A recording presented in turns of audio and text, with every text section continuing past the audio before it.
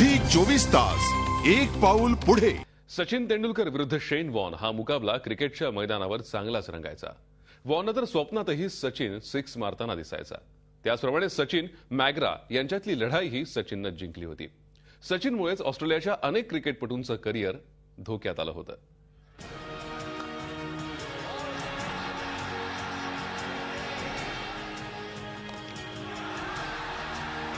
Australia विरुद्ध सचिन तेंडुलकरच्या बॅटचा जलवा cricket प्रेमींना अनेक वेळा पाहायला मिळालेला आहे। मात्र सचिनच्या या वादळाला सुरुवात झाली ती 1992 मध्ये। सचिनची खिल्ली उडवलेली होती। कॅप्टन ॲलन बॉर्डरनं या दोघांनाही ताकीद देत हा फक्त लहान दिसतोय, मात्र नंतर तो बड्या बड्या बॉलर्सची धुलाई करेल असं म्हटलेलं होतं। सिडनी आणि पर्थमध्ये सेंचुरी ठोकत ऑस्ट्रेलियन बॉलर्सना सळो की पळो करून सोडलं।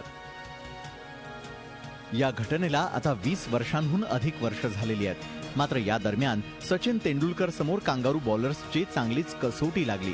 शारजाहमध्ये त्यानं शेन वॉर्नची बॉलिंग अक्षरशः फोडून काढली।